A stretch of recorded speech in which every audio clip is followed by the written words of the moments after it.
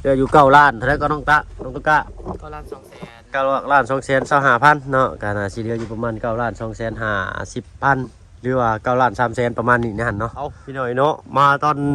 เที่ยงนี่แหละเนาะพอดีทั้งน้องต้นกล้าเพิ่นมาแต่โรงงานโรงเรียนทางไอ้สร้างเพิ่นก็มา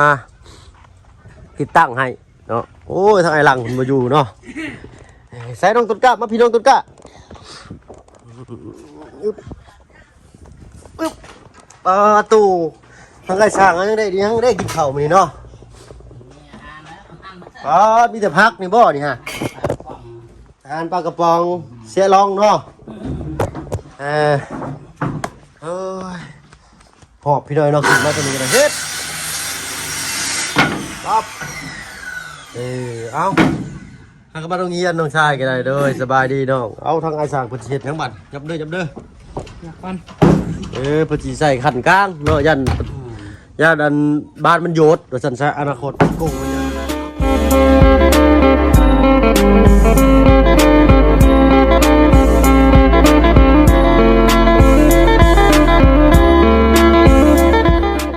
ทักทายเด้อพี่น้องเด้อเนาะกราบทักทายสบายดีเมื่อจะดีและFCเบิร์ดทุกท่านที่เข้ามาหามาชมช่อง YouTube บ่เพิ่งเคยหลายคือเก่าพี่น้อยเนาะโอ้ยหอบฝั่งไทยฝั่งลาวแต่ก็ทั้งทางต่างประเทศยินดีต้อนรับเข้าสู่บ้านช่องเพื่อนซ่านน้องกายคือเก่าพี่น้อยเนาะตามสภาพว่าจ้ะได้เสียร่องย่อเข้าสร้างมื้อนี้เนาะทั้งไอ้หลังเพิ่นไปเอาน้ำยังบ่มาอยู่เนาะเอาสิใส่เด้นี่เนาะเอามื้อนี้เนาะพอดีทางอ้ายเขามากะทางพี่เพิ่นได้ส่งยอดมาให้เนาะเรื่องนี้แหละดำเนินการเรื่องไม่ต่อของตามพูดมาแล้วพูดได้น้ำไปเอาน้ำใช้อ้ายนี่อยู่ห้านนั่นแหละอยู่ห้านอยู่นอกนี่เนาะเพิ่นมีคายน้ำดื่มไปนี่อยู่วะมีซื้อกระตุกจาก2 ใบแหละเพิ่นมาส่งอยู่บ่สับ2 ตุกนี่เจ้าดีพี่น้องเนาะว่าคือนำรถใหญ่ๆเขาขายถึง5,000ถูกละ5,000แบบนั้นเพิ่นส่งแม่นเพิ่นส่งแล้วมาฮับซื้ออีกแบบนั้นกินน้ำแบบนี้แล้วดีกว่าที่เจ้าไปกินน้ำมันได้ฮะโดยจาก20 ลิตรหรือ40 ลิตรนี่กินได้เป็นทิศ2 ทิศถูกจักฮะเนาะยันว่าอันกินน้ำละลายยันเป็นหนิวเลยพังหน้าเอ้าเนาะอันมื้อนี้สร้างยังบ่กินข้าวกินน้ำทำอันไปอันให้น้องต้นกล้าเพิ่นสิลงไปเอานะให้กับอันนี้จะว่าสิให้ทั้งประตูเพิ่นแล้วหยิบมาประตูเอ้ยเนาะขออนุญาตนำในลายอันหยิบถุงเอ็มร้อยมาให้แน่เนาะ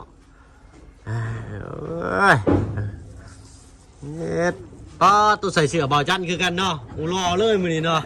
สบายดีเด้อประตูเด้อขออนุญาต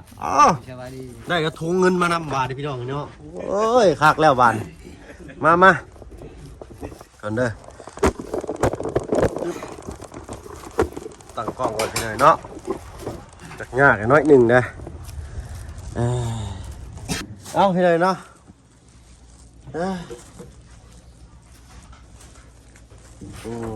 ไปตอนนี้เนาะเป็นมันเขาให้ซื้อให้ช่างเด้อร้อยเดี๋ยวไปของไอ้ช่างเพิ่นเนาะเงินนี่บ่แม่นของเราเด้อเนาะยังเวียนที่ไหนเนาะ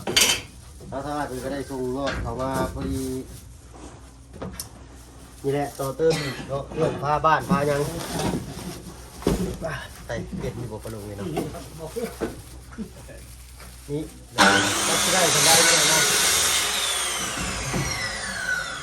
เป็นไงนี่จะไปหาคลิปซับเนาะไปตื่นเช้าเลยใช้เอาโทรศัพท์มาเบิ่งน้องกันกันสี่ผมชอบเบิ่งเงินตะเกียนม.1 พี่หน่อยเนาะสิสู่ป.2ได้อยู่บ่ใช่นั่งขึ้นหน้าพี่นั่งขึ้นหน้าพี่ปลาลูกบนน้ำแน่ใส่ก้นโลดนะครับเส้นก็ได้2 หากด2 หาคูณ2 0 หาใช่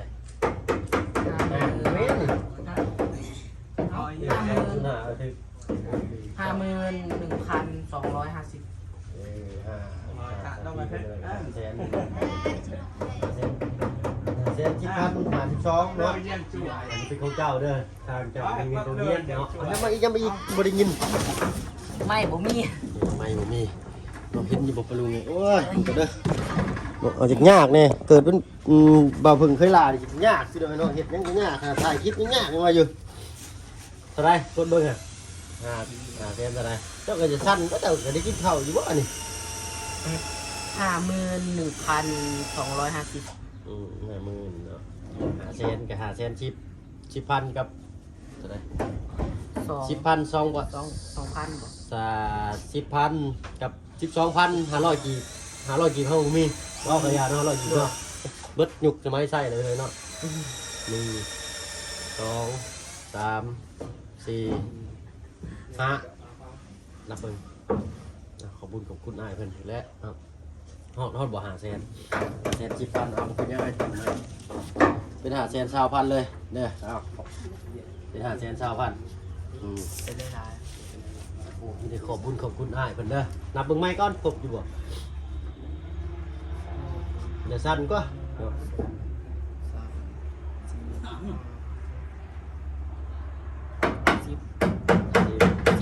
ได้50เด็ดเป็น500,000 500,000เนาะเป็น512,000ตื่นมันเป็น520,000เลยเนาะ25เหรียญเดี๋ยวก็เหลือได้นี่พี่เลยเนาะกดก่อน45เนาะ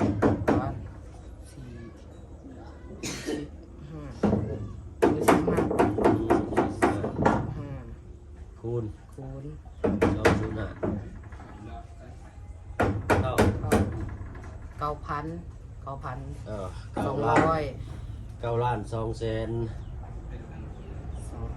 25,000เนาะ9,225,000จะสิอยู่นี่เนี่ยเหลืออยู่ประมาณ9,250,000เนาะที่แต่สิไปสั่งนี่เจ้าไม่ข้างๆพี่น้องเนาะนี่พี่น้องมาแล้วเอาจับใส่หูบาทด้วยเนาะ โอเคเอาไว้ตัวครับ นี่พี่น้องเนาะ9,000,000เท่าไหร่ตรงกลาง9,000,000เท่าไหร่9,225,000เลยเนาะนะครับออกเลยกับเรือประมาณ9,250,000ประมาณนี้พี่น้อยเนาะสิได้เท่าไหร่น่าสิพ่ออยู่พี่น้อยเนาะเพราะว่าสั่งมาเลยได้10 แผ่นก็ติดข้างบนมันนี่ประมาณ80ได้เนาะเห็นไหมล่ะ80 แผ่นก่อน ในซ้ายประมาณบ่ได้เลย ประมาณ80 แผ่นก่อนพี่น้อยเนาะเพราะว่าทางอันนี้เขาสิยังบ่ได้ปิดห้องนี้ยังบ่ปิดเด้อทุกดิ่งเนี่ยจะว่าจังหวัดไหน 2 มัดไปหรือว่า3 มัดกัน 3 มัดเนาะ แม่ อันใหญ่อันหนึ่งไม่อันนี้ได้สามไม่ลาวห้าบันไดนี่มีทั้งข้างมันนี่เป็นบ่บ่ได้ใช่บ่จักตัวดิโคตรแท้นี่เนาะ มันกดยังไงกด ได้แต่เส้นเดียวกับเส้นนั่นเนาะ แม่ เฮาสิใส่ไม้จักเส้น แต่การบึ้งในกระเส้นนึง เส้นหนึ่งไปใส่อย่างมึงเด้อไปตู้เด้อโทษเด้อทางหลุมเด้อ งัวมูเส้นเลย อ่ะ บ้านไป โอ้ยลุกขึ้นแล้วคือวืบไปหน่อยเนาะ แต่การเส้นนึงนี่เป็น2 หน้าตาไปเลย โดย หน้าตาบึ้งนี่เป็น2 เส้น เลยไม่ประมาณ2 เซนบ่ไม่ยัง2 เซนเนี่ยเชื่อเลย 5 คูณ 10นั่น 5 คูณ 10 2 เซนเนาะ แม่ แล้วก็ไม่5 คูณ 15 เซนหนึ่ง5 คูณ 10บ่ มันไม่5 คูณ 15นั่น 5 คูณ 15 เซนหนึ่งเนาะ มันได้ อ๋อเห็ดบอลเหยียบนะพี่หน่อยเนาะ แม่ โดย5 คูณ 10 2 5 คูณ 15 1แล้วก็บล็อกอีก20เนาะปูนนี่เฮาได้ละบล็อกอีก20ก้อน อันบอลนั้นเด้ หึ บอลยังใส่แบบว่าบอลหายกตอกอันคันใดนั่นแต่จะเอาไม้ซ้ำนี้เลยบ่ตัวาเท่าไหร่ ได้ว่าแล้วได้ซะไม่อันที่เฮ็ดตกแต่งห้าวบันไดหั่นบ่ ดูอันปกติมันคือว่ามันใหญ่ซ้ำกันกับไม้อันโตหอยคันใดอันนั้น ไม่ที่เฮาเป็นราวบันไดลูดลงลูดขึ้นนี่บ่มันน้อยได้ตัวนี้ เขาบอกสิได้ประมาณน้อยกว่านี้นี่ ไม่แบบเนี้ยเลย แต่ ไม่แบบแบบของเฮ็ดแบบนี้ อ๋อ ตอกคันได้นี่เด้คัน โดย 5x15อันนี้ปกติ5x15คือกันปกติ อ๋อห้าวลุมต้อง2เซนได้ซะเนาะหาคุณสิมา2เซนโดยหาคุณสิมา2เซนไม่นี่2เซนเนาะพอโอเคเราลืมไม่4เซนหาคุณสิมา2แล้วก็หาคุณ12 แม่ หน่วยปัดไม้คือนี่ได้ไม้คือพนักนี่ไม้พนัก ไม่นี่ก็ อันนี้ก็ได้อยู่แต่ว่านี่เนาะ ได้ หน่วยแล้วก็อันนั้นอีกเนาะ โดย นะยังอีก4เซนเนาะ แม่นยัง หาคุณ12หาคุณ15 2โอเคแล้วก็ลูกติงอีก3มัด ลูกติงสามารถลูกติงใหญ่นึง 3มัดใหญ่หนึง3มัดเบิ่งก็ได้เอาก็สิเอาประมาณเป็นระยะห่างประมาณจัก15เซนเนาะ แม่น 15เซนมัดหนึงมี10อันเป็นบ่10อันเนาะ10อัน1 2 3 4 5 6 7 8 9 10ลงไปลุมอีกประมาณ2มัดพอบ่2มัดครึ่งพุ่นแหละเอาตีไป3มัดซะพี่หน่อยเนาะ แม่น เอาซื้อครึ่งหนึงบ่ได้นะย่านเพิ่นแกะลูกติ่งตีหัวพ่อค้าเพิ่นน่ะเราเอา3มัดเลยก็ลูกติ่งใหญ่หนึง ใส่ลูกติงมันบ่ แม่นเจ้าโอ้ยนี่เด้นี่เห็นบ่3มัดพอดี สามมัดเด้อ เหลือก็สิประมาณอีกอัน2อันเนาะก็เอาไปเฮ็ดเหลาเฮ็ดสากตำกระเบื้อซะเนาะเอาเนาะฟังไปตู้แล้วก็ยิ้มเปื่อยอยู่ลุมพูนั่งตะขี้ดินแน่นะเนาะเกือบกับบ่ใส่ อ้าวมื้อนั้นเด้อคอยมุ่งนั่นเฮ็ดนั่นพอตู้กับแม่ตู้นั่นมีแต่แหนมเบิ่งเฮาว่าโอ้ยแหนมลายที่มาเสียแสงตาเลย ต้องสร้างแช่ไปตู้พี่ด้วยเนาะธรรมดาแล้วเนาะนี่เห็นบ่นี่น้ำถึกมันจะขึ้นเชล่าเลยนี่เชล่าจะขึ้นหาแนวมาเสร็จแล้วเด้อก็กล้าไปเลยเด้อ เลยที่ทั่ว ต้องเขาก็ถึงน้ำร้ายกับบ่ดีพี่น้อยเนาะขึ้นล่าแล้วเป็นมันเล่นเฮ็ดขึ้นเด้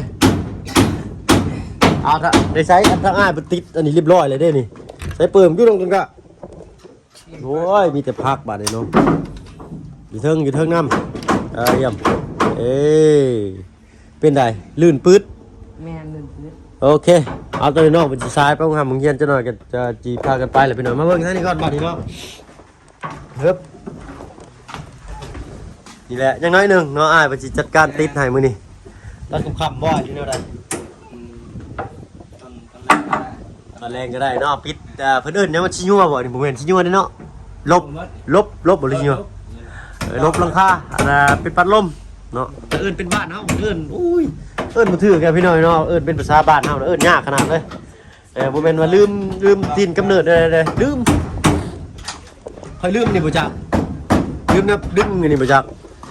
เห็นบ่ ลืมซื้อ ดึงอ๋อต้องอ่อนใหญ่ในนอกในเนาะโอเคนี่แล้วก็น็อตนิดนึงเนาะดึงนี่มีแล้วนี่เดี๋ยวทางในบาดนี่อันนึงโอเคก็เดี๋ยวจะให้เพิ่นนำมาให้พร้อมมันนี่เลยโอเคพี่น้อยเนาะล็อกได้ซะคือเก่าแล้วเนาะต้องมีล็อกได้นี่เนาะต้องมีล็อกพับเพิ่นเอิ้นนี่ก็ อันนั้นครับต้องใส่กุญแจ หูกระต่ายหูสร้างหูกระต่ายจังนี้แหละให้เพิ่นใส่กันแท้นะอันคู่หนึง เอียดบัดแล้ว ลื่นปื๊ดเลยพี่หน่อยเนาะเท่างามพี่หน่อยเนาะจบสีดีงามเชียวประมาณ80แผ่นก่อนพี่หน่อยเนาะโอ้ก็ตกอยู่90ผู้ใดแล้วก็ได้ ลองเบิ่ง10 10เนาะ พอแล้ว10อีก มันบ่พอเลยก็สิได้เสียค่าส่งเบิดแล้วเอาไปสำนันก่อนเนาะซึ่งว่ามันบ่พอจะได้ก็ยังสิเหลือห้องนี้อยู่แล้วเด้ แม่ เนาะ กันว่าซื้ออัน80ก็ มันสิเป็นสีอื่นแน่บัดนี้เป็นสีควันบุหรี่นะ หนักครับ สีควันบุหรี่สีบ้านหนองไส้เด้ สิ่งหยังก็แล้วแต่เฮามีแต่ มีหน้าที่ติดอย่างเดียวได้เนาะ แม่น ตะปูได้ซะตะปูน้องซื้อมานั่น อันไปเลยเด้ ยังใช้กล้าว่าพ่อบ่2โลนี่มันสิเหลือแล้วได้เนาะ ถึงว่าแล้ว ใช่ตะปู4นะ นี่ อ๋อโต ผู้ยังหลายอยู่ เท่าพ่อกับมันโลหนึ่งเนาะเท่าว่า บ่พอแล้ว บ่พอเนาะ แม่น เอามาอีกจักโลหนึ่งเนาะ เอาอีกประมาณโลนึง โลหนึ่งถึง2โลหนึ่งก่อนเนาะพ่อได้สิแล่นรถจักรไปซื้อให้บ่ยากพี่น้อยเนาะมีรถจักรอยู่ อันนี้ ไอ้ชาเพิ่นแล่นไปบัดเดียวก็ได้ดอกอันนี้ฮะ แม่น เอาข้าวน้ำดิกินได้บ่ข้าว ตอนเที่ยงนี่ยังเลย ยังแล้วอ๋อใส่บ่ได้เสียลองมาแกะใส่ได้ไหมเนาะเอาก็กินพร้อมกันเลยเด้อ ข่อยกินแล้วข่อยน่ะ กินแล้วบ่ เหนื่อยน้องกินแล้วน้องบ่เป็นหยังแต่ให้เจ้ากินรถมันมีแต่สิไปแล่นลงไปสร้างไม้ให้เนี่ยไม้ชะลาโอ้มันส่งก็ได้ค่ำๆหมดแล้วบาดนี่ขนาดเป็นมื้ออื่นถึงติดเนาะค่ำเลยก็ได้เอาบ่เบิ่งก็บ่ได้ไปใส่พี่น้อยเนาะวนเวียนอยู่แต่บ้านน้องต้นกล้านี่แหละเนาะอะไรก็มือขึ้นบ้านใหม่ใส่ยางามบ้านน้องต้นกล้าเป็นกับพื้นที่เก้าผมบอกเพิ่นว่าเนาะปลุง FC ว่าอันอึ๊บ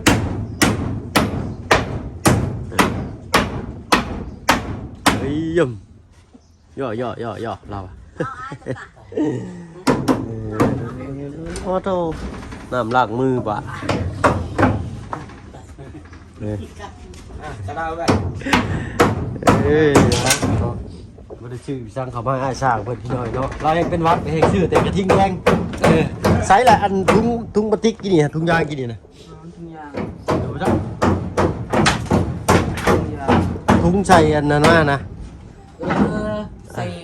ใส่เงินมาให้เจ้ากี่นี่นะเอาบ่ไปยังเอาไปใส่เบาะรถก็ได้คือชื่อชิบุเฮียนะพี่น้อยเนาะไปมีแต่ทางน้องก็สิไปก่อนได้เด้อให้อ้ายกินข้าวกินน้ำซะน้องก็สิไปอันเบิ่งไม้เบิ่งตอกก่อนเนาะงั้นยังบ่ทันซื้อน้ำ บ่ไปยังอ้ายเอาไว้ซื้อรถ ตั้งงานน่ะเราว่าน้ำยังบ่มาแต่ว่าตอนแรงนั่นเขาคอเอาเนี่ย เอาไว้ซื้อกิโลน้ำเด้อ เด้อ บ่เป็นหยังเนาะเด็กๆน้อยๆบ่เป็นหยังพี่น้อยเนาะเฮาก็อยากซอยอ้ายเพิ่นหลายแหละเฮาก็บ่มีคือกันเนาะเรียกบ้านการเฮือนยังคงหน้าคงตาอยู่เนาะแล้วก็ตึ้มมาใน400-800ล้านนี่เด้อเนาะจะฟันไปเรื่อยหน่อยเนาะพี่แต่ว่าวิชื่อเอ้าเชิญแซ่บได้เด้อรถไปลงก่อนทางบ้านนี่ไปใช้บาทสิได้ไม่ต่อของตามเลยไปแล้วมาทำ แม่ตู้นั่นเราทาแต่แนมตรงนั้นแล้ว ทาแต่แนมเบิ่งโอ้ยเนาะเอานั่งเราได้นั่งได้ไปตู้สิไปใช้น่ะเอามาแม่พี่สิให้ขอบคุณของคุณเพิ่นนี่เนาะอ๋อมีแต่ปบแท้เลยนี่เนาะเอาอะไรเอามานั่งพี่น้องต้นกล้าพี่มาเนาะมานั่งพี่ก็ได้ เอาตกวัน การคืนนี่ก็ประตู ได้ยังไปตู้ ต้นกา โอ้ปลาขอกั้งนี่เนาะ การห้วย โอ้ปลาขอตัวนี้งามเด้อนี่ ไปคืนนี่ ปลากั้งเนาะแต่อยู่ไทยเพิ่นสิเลี้ยงได้พี่น้อยเนาะคนแบบว่ารักสัตว์น้ำหรือว่าหักปลานะ ปลาธรรมชาติ ปลาขอกั้งนี่งามเลยเป็นลายสีแดงเนี่ยพี่น้อยเนาะเอามีแต่นั่นแหละเนาะยอดจำนวนจะสำนั่นแหละเอาพี่น้อยเนาะทางอ้ายเพิ่นก็สหเรียนเพิ่นว่าให้ทางน้องต้นกล้าไปองค์งำมงเฮียนเนาะน้ำเมืองน้ำมันก็40เนาะอะไรก็เหลืออยู่450พี่น้อยเนาะ450ก็เหลืออยู่9ล้านเท่าไหร่ก็น้องต้นกล้า ก็ล้าน200,000 9ล้าน225,000เนาะก็น่าสิเหลืออยู่ประมาณ9ล้าน250,000หรือว่า9ล้าน300,000ประมาณนี้นะหั่นเนาะทางเฮาก็สิไป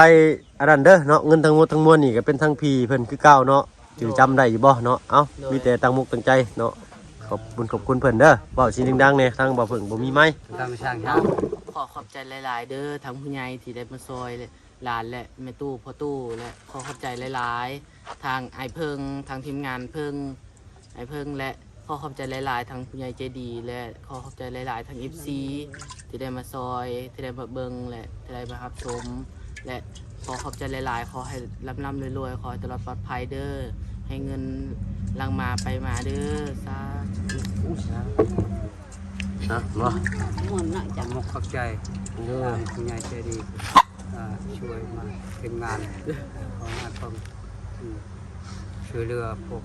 พ่อตู้แม่ตู้ เด้อเนาะ ต้นกาชิทุผมบุญมุทุกคนให้อยู่ดีมีแห้งให้อายุยาวมันยืนทุก มันซอยร้านต้นกาแหละเป็นครูย้ายใจดีผู้ช่วยต้นกาได้ให้ลำให้ด้วยให้อยู่ดีมีแห้งแล้วก็ให้นอนรับได้เงินหมื่นคืนได้เงินแสนเงินล้านเด้อ ผู้ช่วยหลานคนกากับพ่อตู้แม่ตู้จ้า สาธุเนาะอ้าวมีแต่อันทางร้านสิไปเบิ่งไม้ให้เนาะเอาสรุปแล้วชีคอนบุรีเนาะน้องเนาะ โดยสิคอนบุรี ทางอ้ายบ่ได้โทรมาเล่นมาแอนนํอยู่ติ โดยโทรมันที่แม่นำ เอาเงินเจ้าหาเหรียญนั้นก็เป็นทางอ้ายเป็นมอบให้เจ้าได้เป็นทุนการศึกษาเนาะ โดย ก็มีแต่ใส่ให้เป็นประโยชน์ที่สุดเด้อ โดย เนาะใส่ในการทำการเฮียนนั่นแหละเนาะการสัญจรไปมาคือว่าแหละน้องเพิ่นก็อาศัยรถหมู่ไปเนาะใส่น้ำมันอาทิตย์หนึงก็แสนกีบแม่นบ่อาทิตย์ละแสนบ่ แม่น ผัดเปลี่ยน ๆ กัน แสนซาวดิ อาทิตย์ละแสนเช้าก็200พี่น้อยเนาะพอทุก หรือว่า 180ประมาณนี้อาทิตย์หนึงคือว่าแพงอยู่พี่น้อยเนาะมันก็ใกล้อยู่เด้ล่ะประมาณฮอดบ่8หลัก ได้ประมาณ7หลักปลาย 7หลักปลายผู้พี่น้อยเนาะบ้านเมืองจันทน์เด้ 7หลักปลาย เขาจะมาจะนับลงนับ เอ้าเนาะทางอ้ายก็สิไปเบิ่งไม้เบิ่งตอกให้กันเด้อย่านว่าเพิ่นมาส่งซ่าหรืออะไรนี่สิเป็นมื้อแรงบ่เนาะน่าสิเป็นมื้อนี้แหละพี่น้อยเนาะเอาบ่เพิ่งก็ผู้ใดเลาะแล่นลงไปสั่งอยู่เซโปนพี่น้อยเนาะอยู่บ้านดงบ่ไหวราคาเด้เนาะราคาบ่ไหวหลาย แพงเท่า เพิ่นไล่ให้แผ่นละ115,000เนาะผู้บ้านวัดเพิ่นลดให้แผ่นละ110แผ่นก็ล้านได้แหละ ร้านเอ็ด ล้านสอง ร้านชอง เนาะแม่นบ่หาแผ่นก็510ล้าน100,000เลยเนาะ ร้านเอ็ด แม่นแล้วล้านสองนี่เนาะล้าน 220,000พู้นแล้ว10แผ่นนะ แม่น เนาะ แม่ตู้แห้งโง่ เอ้าเนาะจะได้ก็ตามแต่พี่น้อยเนาะรุ่นเบิ่งนํกันเนาะว่าบ้านน้องต้นกล้าสิออกมาไปได้แต่ว่าคืออ้ายบอกกันเด้อ โดย ห้องเพิ่นยังสิบ่ได้กั้นให้เด้อ โดย รอบกั้นได้รอบข้างรอบบ้านซื่อคนที่ต้องกั้นห้องยังบ่ทันกั้น โด เนาะ ยโดย นี่ได้ก็ตามดูแค่นั้นมาได้อยู่แล้ว เนาะงามเนาะเลียวเบิ่งเนี่ยเนาะ โดย ขอบใจ งาม ลูกบ่พึ่งในซอยจน โด ได้อยู่ ยโอ้ยเนาะทั้งลูกทั้งร้านก็มาตามมันศรัทธาผู้ใหญ่เพิ่นนั่นแหละเนาะผู้ใหญ่เพิ่นศรัทธาให้มาทางนี้ทั้งลูกร้านก็มาให้เพิ่นเนาะเป็นแข่งเป็นค้าให้เพิ่นนั่นแหละเนาะ ให้ร่ำให้รวยคือเก่า โดยสาธุเนาะ เงิน อ่ะ คำลัง บุญคำนำสู้ คู่มือลูกเอ้ยซอย โดยเอ้า ให้นำให้ดูทุกกัน ไปหาสิใส่น้องต้นกล้าปลาโขกังนี่ อ๋อไปหาอยู่ ห้วยนี่ไปการกับพ่อตู่ห้วย การกับ เนี่ยห้วยไปแรกบ่ ห้วย งาม ไม่ เล ได้ ย ค่อยลูกไปแหละ ห้วยนั่นแหละ ค่อยมันต้นนั่น เอาเฮ็ดได้เอาเนี่ย สวี สวิง เอ๊ะ คนหนึงการคนหนึง อยากได้มือเลี้ยงพี่หน่อยเนาะปล่อยให้ตู้คือสิงามเลย แม่ มันเป็นปลามันบ่คือปลาคอได้นี่ ได้กระติกแล้วก็เขาใช้น้ำก้อนหน่อยหนึงนั่นบ่ตายได้ บ่ตาย เอาไปบ่ตาย ใช้กระติกบ่ตาย ใช้กระติกก็มีกระติกอัดอันนี้แล้วก็ใช้น้ำก้อนหน่อยหนึง แบบนี้ก็ได้ ใส่น้ำก้อน เลยมันเย็นเด้ ให้มันเย็น ให้มันเย็น ปลานี่หมักน้ำเย็นเนาะ เลย โดย ลูกมันก็ลายหรือเปล่านี่แบบปลาคอคือกัน เนาะบ่อยากเลี้ยงกักครั้งบริเวณเพิ่นพี่หน่อยเนาะเอาให้เพิ่นดูตามธรรมชาติให้ชาวบ้านเพิ่นหาอยู่หากินซะแต่ใจก็อยากเลี้ยงแบบสวยงามมานะเลี้ยงที่ตู้ปลาเด้เนาะเอาหักคือสิบ่อยู่เด้อพี่หน่อยเนาะเพอมันเป็นปลาธรรมชาติปลาภูเขาปลาน้ำเย็นออกกระไรจะกระทางไอ้ไปก่อนเด้อน้องเด้อเนาะ เอา เด้ ไป อ ตลอดปลอดภัยเด้ เอ อ เนาะเดี๋ยวไอ้ไปสั่งไม้มาก่อน อยู่ดีมีแหงไป เนาะ ไป ไป เล่นเรือก็ให้ตลอดปลอดภัยลูกเอ้ยไปเก็บเงินเก็บคำแน่ตำทางนะ โอ้ยเนาะใครได้สิถิ่มเงินในเก็บบาทตอนนี้ เวลา ให้ดู เอาไปก่อนพี่น้อยเนาะพอๆกันคลิปหน้าสลากกินนี่อยู่ดีมีแฮงเบัดจุบุทุกคนที่เข้ามาชมช่อง YouTube เอาเพิ่งเคยไลฟ์คือเก่าไปแล้วพี่น้องสบายดีครับ